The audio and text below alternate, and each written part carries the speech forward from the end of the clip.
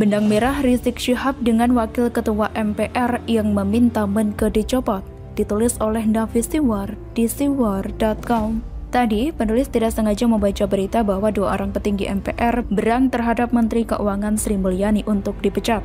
Setelah ditelusuri ternyata karena Sri Mulyani memotong anggaran dan dituding tidak menghargai MPR RI. Permintaan untuk memecat Sri Mulyani datang dari Wakil Ketua MPR RI Fadel Muhammad. Dia memprotes kebijakan Sri Mulyani yang telah memangkas anggaran MPR yang nilainya sudah kecil.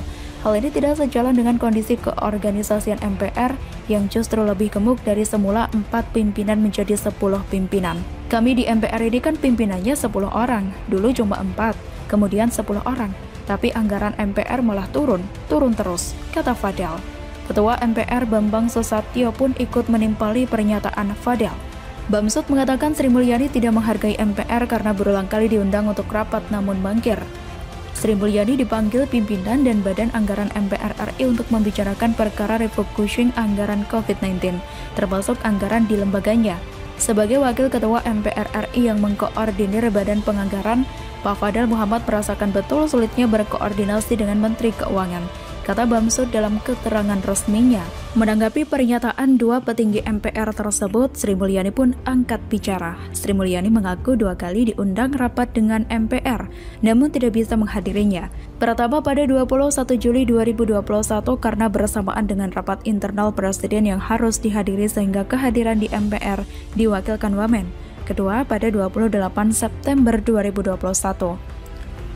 Agenda itu bersamaan dengan rapat Banggar DPR membahas APBN 2022, di mana kehadiran Sri Mulyani wajib dan sangat penting. Maka dari itu rapat dengan MPR diputuskan ditunda, tulis Sri Mulyani dalam akunnya di Instagram. Sementara mengenai pemotongan anggaran MPR, Sri Mulyani mengatakan jika hal itu dilakukan karena pada tahun ini Indonesia menghadapi lonjakan COVID-19 akibat varian Delta, maka anggaran difokuskan untuk penanganan COVID, bahkan seluruh anggaran KL harus dilakukan refocusing 4 kali. Tujuannya untuk membantu penanganan COVID-19, di mana klaim pasien yang melonjak sangat tinggi, akselerasi vaksinasi, pelaksanaan PPKM di berbagai daerah. Kemenkeu dan Menkeu terus bekerja sama dengan seluruh pihak dalam menangani dampak pandemi COVID-19 yang luar biasa bagi masyarakat dan perekonomian, ucapnya. Jika diperhatikan sebenarnya ini hanyalah masalah periuk nasi yang terganggu, tapi dibuat narasi seolah Sri Mulyani tidak menghargai lembaga MPR.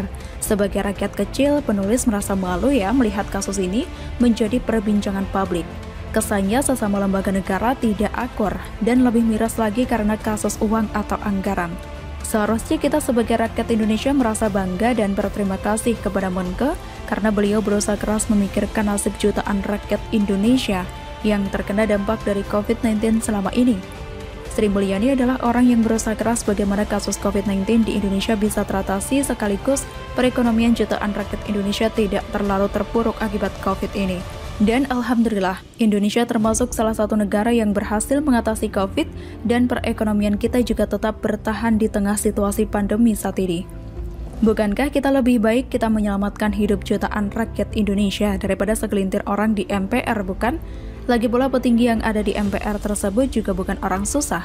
Besaran gaji pokok ketua dan anggota MPR diatur dalam Peraturan Pemerintah Nomor 75 Tahun 2000 tentang gaji pokok pimpinan lembaga tertinggi atau tinggi negara dan anggota lembaga tinggi negara serta uang kehormatan anggota lembaga tertinggi negara.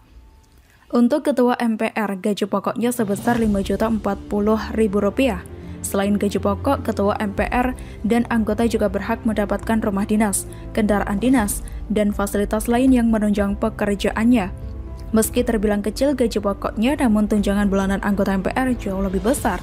Sama seperti anggota DPR, anggota MPR berhak mendapat tunjangan listrik dan telepon, tunjangan aspirasi, tunjangan kehormatan, tunjangan komunikasi, hingga tunjangan untuk peningkatan fungsi pengawasan. Jika anggota MPR tersebut juga merupakan anggota DPR, maka tunjangan bulanannya bisa mencapai Rp60 juta. Selain itu ada juga uang kehormatan bagi anggota MPR yang tidak merangkap sebagai anggota DPR, yakni sebesar Rp1.750.000. Dari seluruh pemimpin MPR RI periode 2019 hingga 2024, Fadel Muhammad merupakan yang terkaya dengan harta total mencapai Rp113.812.900.000 Rp956.941, disusul oleh Bambang Susatyo dengan total harta mencapai 98 miliar, disusul Bambang Susatyo dengan total harta mencapai 98 miliar 19.420.429 rupiah. Jadi sudah kelihatan bukan jika para petinggi MPR RI tersebut bukan orang miskin apalagi fakir. Jadi miris jika mereka sekarang berang setelah anggarannya dipotong oleh Menkes Sri Mulyani.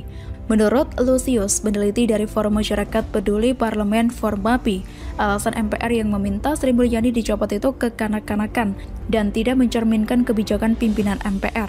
Sikap tersebut justru menunjukkan MPR seperti kehilangan ruh kenegarawanan mereka karena hanya memikirkan kepentingan lembaga sendiri.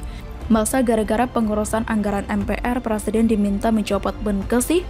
Itu kok kekanak-kanakan banget ya, kata Lusius. Lusius menambahkan apabila MPR memang memiliki alasan untuk menaikkan anggaran mereka, seharusnya hal itu diperjuangkan saat proses pembahasan di DPR. Dengan sikap MPR seperti ini, menurutnya MPR hanya memanfaatkan lembaga untuk mengintimidasi pejabat lain. Jangan manfaatkan lembaga untuk mengintimidasi pejabat lain, apalagi dengan alasan yang lebih terlihat sentimental, tutur Lusius. Lagi pula di tengah situasi seperti ini, tidak etis para petinggi MPR yang sudah kaya raya tersebut lebih mementingkan kelompoknya sampai membuat wacana untuk meminta Menkes dicopot. Kasus seperti ini malah bisa membuat rakyat semakin antipati terhadap segelintir orang yang ada di lembaga MPR RI tersebut. Lalu siapa petinggi MPR RI yang memiliki benang merah dengan Rizik Syihab? Tidak banyak yang tahu jika menantu Rizik Syihab yang bernama Irfan Al-Aidrus ternyata keponakan Fadel Muhammad yang meminta Menkes dipecat. Mantan Menteri Kelautan dan Perikanan atau KKP pada Kabinet Indonesia Bersatu II, Fadel Muhammad Al-Hadar yang lebih dikenal dengan nama Fadel Muhammad dan sekarang menjabat sebagai salah satu wakil ketua MPR RI ternyata besan dari Imam Besar FPI Rizik Syihab. Hal itu diketahui saat istri Fadel Muhammad, yaitu Hana Hasanah Syihab, datang ke pesta pernikahan putri keempat Habib Rizik Syihab, Syarifah Najwa Shihab, di Petamburan November tahun 2020 lalu. Kebetulan saya masih keluarga dengan mempelai pria, Irfan Al-Aidrus, saya bibinya, ujar Hana ditemui pewarta depan gang rumah Rizik Syihab. Menurut Hana, suaminya sudah datang pada akad nikah Najwa dan Irfan. Sebelumnya, bahkan Fadel sempat menjadi wali dari mempelai pria. Akhir kata, apakah pantas para petinggi MPR RI meminta Presiden Jokowi untuk mencopot Menkes Sri Mulyani yang lebih mengutamakan anggaran untuk jutaan rakyat Indonesia yang membutuhkan daripada untuk segelintir orang di MPR RI yang sudah kaya raya? Sri Mulyani itu bukan orang sembarangan.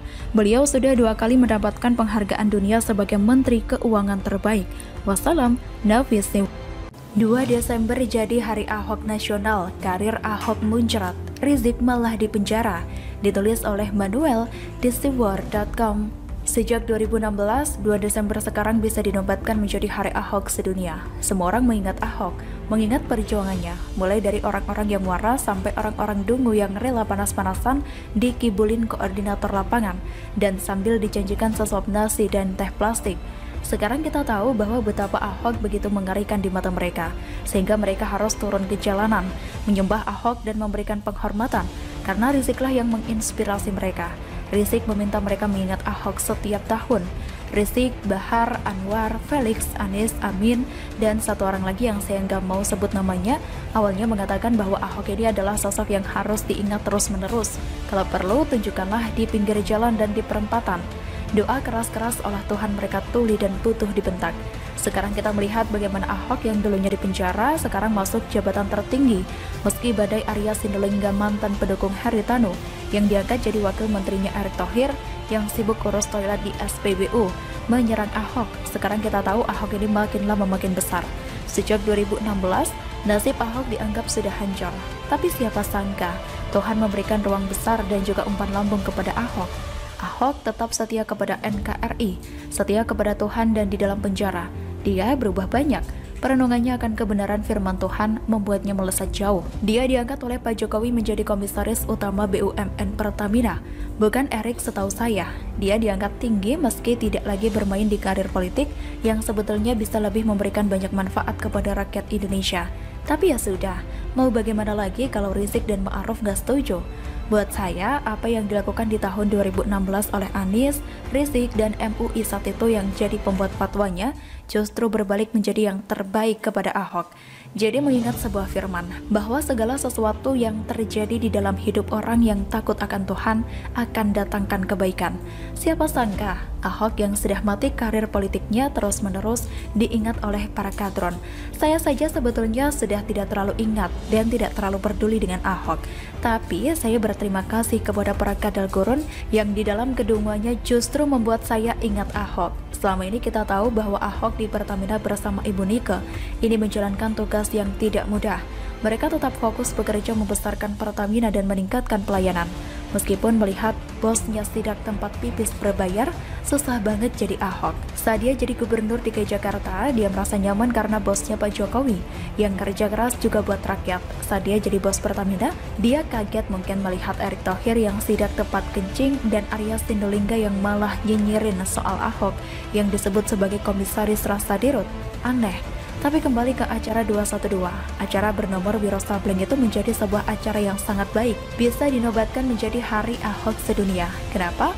Karena di jalan-jalan protokol, rakyat sampai menyambut dan melakukan arak-arakan sampai macet terjadi. Anies pun tidak bisa berbuat apa-apa, ngumpet di lubang bikinannya yang sekarang lagi diprotes karena membuat jalan rata jadi bergelombang. Kalau kita mah disuruh meratakan jalan bergelombang, Anies malah sebaliknya.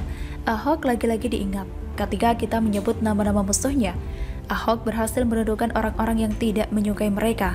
Ahok berhasil membuat seluruh mata memandang kepadanya, baik yang mencintai Ahok ataupun yang tidak mencintai Ahok, bahkan yang membenci Ahok. Ahok ini showcase bagi rakyat, bukan lagi sekedar Jakarta, tapi bagi orang-orang di Indonesia sampai ke jajaran kementerian.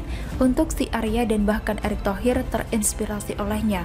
Selama ini kita tahu bahwa Rizik dan Bahar selalu mengatakan Ahok ini tidak berguna, kafir, dan lain-lain. Tapi ternyata apa yang dilakukan mereka justru membuat nama Ahok semakin bersinar. Bisa jadi nanti kalau Arya dipecat, dia bisa jadi wakil menteri. Tapi jangan deh, mending jadi menteri saja, atau jadi wakil ketua MPR, biar posisi Fadel pamannya mantu Rizik diganti biar Sri Mulyani bisa lebih bebas hajar koruptor. Begitulah dari Ahok.